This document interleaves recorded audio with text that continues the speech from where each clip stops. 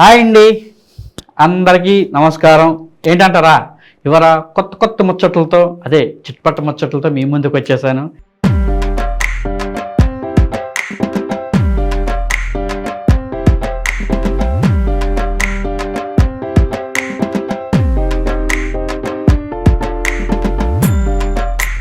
ఏమి లేదండి, బజార్కి వెళ్ళాలంటే తలకి నొప్పి అయిపోతుందండి బాబా, మామూలుగా లేదు అసలు. ఇదివరకు అయితే ఒక 100 రూపాయలు బయటకు ఒక 4-5 కేజీలు 2-3 కేజీలు కూరగాయలు వచ్చాయి. రైతు బజార్కి వెళ్ళినా ఎక్కడిగా అంగడాల దగ్గర పెట్టుకున్నా సరే ఏదైనా అమ్మ కొంచెం పెట్టండి అమ్మ అంటే కూర లేకపోతే ఏదో అమ్మ ఒక పచ్చిమిరకాయ వేయమ్మంటే వేసేవారు, లేదా ఒక కొత్తిమీర కట్ట కొంచెం పెట్టమ్మంటే పెట్టేటోళ్ళు. కానీ ఇప్పుడు ఈ రోజున ఎలాగొందంటే పరిస్థితి మామూలుగా లేదండి. ఏదైనా సరే ఇప్పుడు మార్కెట్కి మ్యాక్సిమం ఒక 500 పట్టుకెళ్తే కానీ ఒక 2-3 కేజీలు రావడానికి కూడా చాలా కష్టం అయిపోతుంది. ఎందుకంటే అది అయిపోయింది ఇప్పుడు రేటు మామూలుగా లేదు. ఇప్పుడు పచ్చిమిరకాయ ఎంత ఉందండి మన ఇక్కడ? మ్యాక్సిమం అయితే 160-170 ఉంది. అదే కలకత్తాలో ఎంత తెలుసండి? 350 రూపాయలు కేజీ పచ్చిమిర్చి. టమాటా 100-160-170 కూడా అమ్ముతున్నారు. దానికి తోడు అల్లం కూడా 400 అయిపోయిందంట కోలకత్తాలో, ఏంటి పశ్చిమ బెంగాల్లో. ఈ రేట్లు బట్టి చూస్తే మధ్యతరగతి కుటుంబం కానీ మధ్యతరగతి ప్రజలు కానీ పాపం రెస్టారెంట్లు నడుపుకునే వాళ్ళు కానీ హోటల్స్ నడుపుకునే వాళ్ళు కానీ ఎలాగ తెచ్చి ఏం చేస్తారు? పోనీ వాళ్ళకంటే ఏదో అవసరం. మధ్యతరగతి ప్రజల సంగతి ఏంటి? అసలు దేనికి ఎంత రేట్లు పెరగాల్సిన కారణం ఏంటి? రైతులు వేయక లేదా ఈ గిట్టుబాటు ధర రాక ఏంటనేది అంటే రైతులను తప్పు పట్టకూడదండి. రైతులు మహానుభావులు, వాళ్ళు లేకపోతే మనం లేవు. బార్డర్లో మనకి జవాన్లు ఎంతో, మన దేశంలో మన రైతులు అంతా. వాళ్ళు ఏ రోజున పొలం గట్టుగా వాళ్ళు వెళ్ళకపోతే మనం ఈ రోజున మనం చేయిందాం, మన నోట్లోకి వెళ్దాం. కానీ ఈలాగ రేట్లు ఎందుకు పెరుగుతున్నాయి అనేది ఎవరికి అర్థం కావట్లేదు. వర్షాభావ ప్రభావమా, వర్షాలు రాక అంటే వర్షాలు వెనక్కి వెళ్ళిపోవటం వలన అన్నది తెలీదు. కానీ రేట్లు అయితే విపరీతంగా అయిపోయిందండి. ఇళ్లల్లో అయితే అసలు పిల్లలు కానీ స్కూల్కి వెళ్ళే టైంకి వాళ్ళకి ఏదో స్నాక్స్ కానీ ఏదో టమాటా అంటే పెళ్ళి వాడుతున్నారు ఇంట్లో లేడీస్ మగవాళ్ళని. ఎక్కువ మాట్లాడినట్టు పిచ్చి కొడతాం అంటాను. మరీ జోక్ కాదు అసలు, అది మామూలుగా లేదు వ్యవహారం. కానీ ఒకసారి ఈ వీడియో చూసేద్దామండి. టమాటాలు కానీ టమాటాలు కానీ పచ్చిమిర్చి కానీ అవి మరి దారుణంగా ఉన్నాయి. ఒకసారి మనం ఆ వీడియోలు చూసేద్దాం. కొన్ని చోట్ల అయితే అయ్యే టమాటాలు పారబోసేస్తున్నారు. ఎందుకు పారబోసేస్తున్నారు అన్నది కూడా తెలియదు. కానీ ఒకసారి ఈ వీడియో చూసేద్దామండి మనం.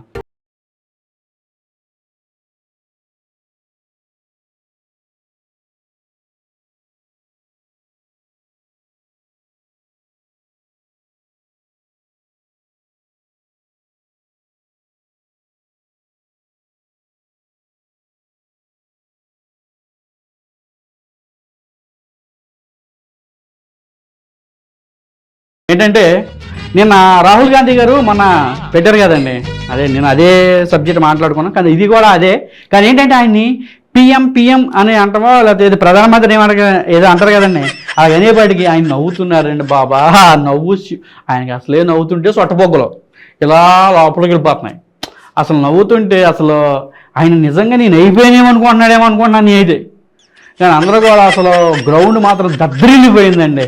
ఇక ఏదంటే ప్రధానమంత్రి అని చెప్పేసి ఇక ఏదో పిఎంఓ ఏదో అంటారు కదా, నాకంత లేదని నాలెడ్జి లేదు. కానీ ఏమనుకోవద్దు, నాలెడ్జి లేని ఈవరు మనం చెప్పడం అనుకున్నా ఏం కాదు. కానీ ఏంటంటే అలాగ అంటుంటే ఆయన చిరునవ్వు మాత్రం ఆహాహా అబ్బా, అప్పుడే వికసించిన పువ్వులా ఉంది మన రాహుల్ గాంధీ గారిది.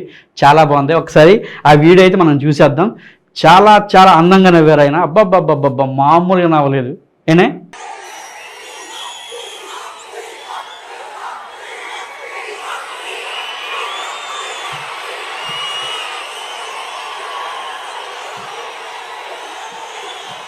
यात्रा में भैया भैया भैया ठीक है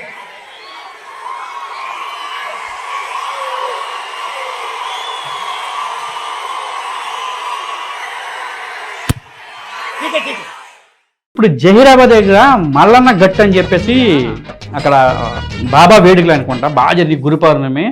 అస్సలు ఇసుక బొత్తే రాళ్ళన్న భక్తులు అనమాట. అసలు మామూలు లేదండి. పండగ ఇదే గురు పౌర్ణమి అంటే గురువు అంటే ఎంత అంటే గురువు అందరికన్నా పెద్ద, తల్లి తండ్రి తర్వాత నెక్స్ట్ గురువే అని చెప్పేదే గురు పౌర్ణిమ లేకపోతే స్వామివారి గురు పౌర్ణిమ అనేది నాకైతే అర్థం కాలేదంటే నా జనాన్ని చూస్తే అబ్బబ్బా ఇది నిజమా అనిపించింది. కానీ ఈ వీడియో అయితే మనం ప్రతి ఒక్కరం చూసుకోవాలి. ఇది ఎక్సలెంట్గా ఉంది ఈ వీడియో అయితే. అసలు భక్తులతోని కిటకిటలాడుతూ బాబా ఆయన సాయి అనే స్మరణముతో అసలు హోరెత్తిపోయింది. అసలు చాలా చాలా అందంగా ఉందండి. ఒకసారి మనం అయితే ఈ వీడియోని అయితే మనం కన్ఫర్మ్గా చూడాల్సిందే. నేను ఒకసారి ఈ వీడియోని అయితే మనం చూసేద్దామండి.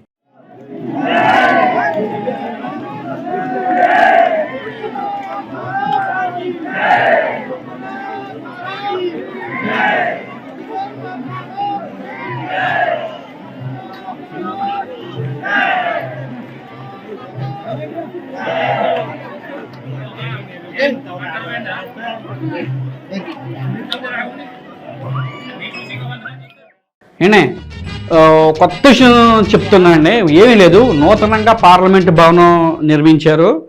అది ఎక్కడనేది తెలీదు. కానీ ఏంటంటే సుబ్రహ్మణ్యం గారు అంట, ముగ్ధల సుబ్రహ్మణ్యం గారు అని చెప్పేసి స్వామీజీ శర్మ గారు ఆయన ఒక పార్లమెంట్ ఓపెన్ చేశారు. పార్లమెంట్లో భారతదేశం అంటే ఏంటి, భారతదేశం దాని పుట్టుక, ఎంతమంది బ్రిటిష్ వారు వచ్చారు, ఎంతమంది గ్రీకులు వచ్చారు, ఎంతమంది ఇలాగా బ్రిటిష్ వారు వచ్చి మన దేశాన్ని ఎంత సంవత్సరాలు పరిపాలించారు, అయినా మన దేశం ఎలా తట్టుకుంది, దాని గొప్పతనం ఏంటి అనేది ఆయన ఒక పార్లమెంట్లో ఒక గదిలో పెడతారు. ఋషులు అప్పుడు పరిపాలించిన శ్రీకృష్ణుడు అనగా శ్రీకృష్ణు స్వామి అనగా మన సీతారాములు వారు అనగా అలాగే చాలా చాలా పెద్ద దేవుళ్ళు మన దేశాన్ని పరిపాలించారు. ఇప్పుడు కూడా అంటే మన భారతదేశం అంటే భరతుడు పరిపాలించిన దేశం అని మనం భారతదేశం అని అనుకుంటాం.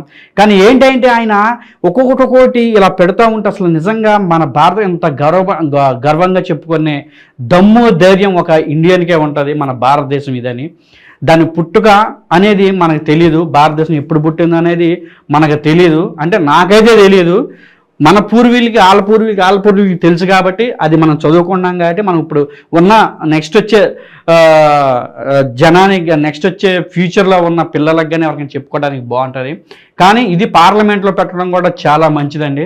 ఏంటంటే అన్నీ పెడతాం, ఏవి పడితే ఇది ఇదంట అదంట ఇదంట, కానీ మన భారతదేశం గురించి, మన ఎన్ని సముద్రాలు ఉన్నాయి భారతదేశం చుట్టూతా, ఎంతమంది మన దేశాన్ని పరిపాలించారు, ఎన్ని సంస్కృతి మన భారతదేశంలో ఉంది అనేది అసలు ఎక్సలెంట్గా ఉందండి వీడియో అయితే.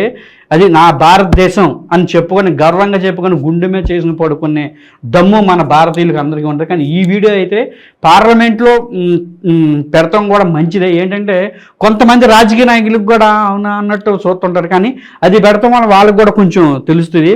కానీ ఇది ప్రతి ఒక్కటి కూడా మనం చూడాలి, చెయ్యాలి. కానీ ఏంటంటే కొంతమంది ఏదో పెడతా ఉంటారు, అవి కాదండి నెక్స్ట్ జనరేషన్కే మనకి ఇది అంటే ఇది ఇప్పుడు మన కేసీఆర్ గారే ఉన్నారండి.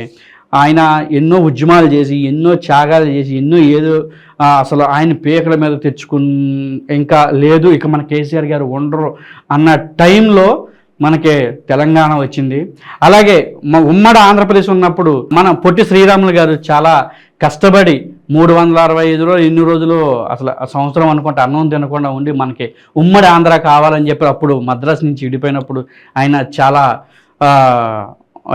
అన్నం లేకుండా ఉన్నారు ఆయన. కానీ ఈ విషయానికి వస్తే మాత్రం ఇది పార్లమెంట్లో పెట్టినందుకు మన భారతదేశం గొప్పది.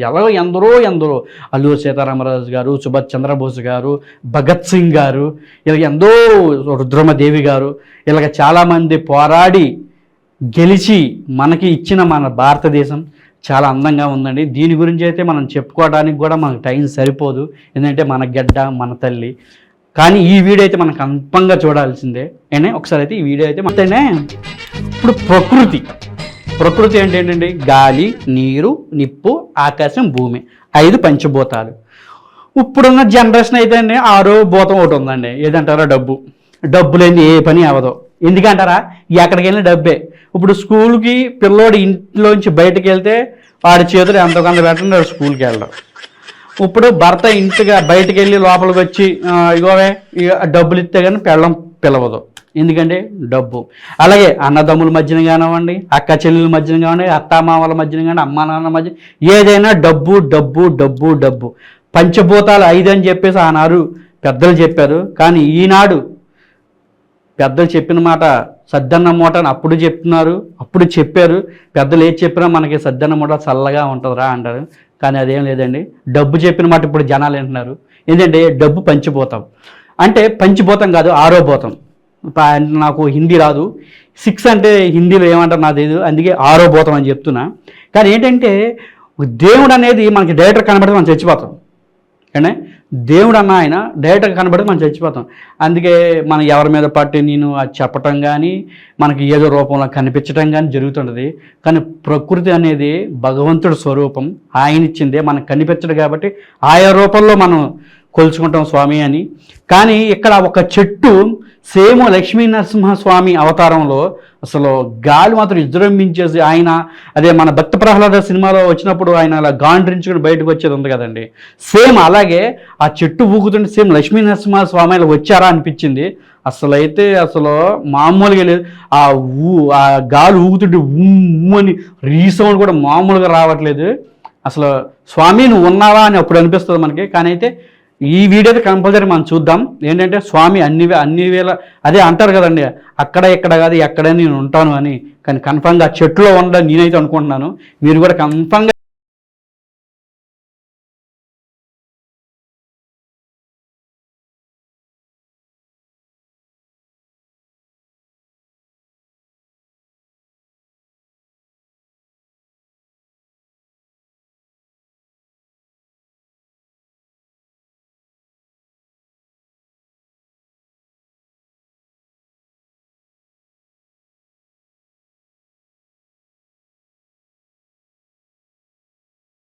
కొత్త ముచ్చట్లో చిట్పట్ట ముచ్చట్లతో మళ్ళీ రేపొద్దున్న మళ్ళీ మీ ముందుకు మీ మహేష్ వచ్చేస్తాడనమాట.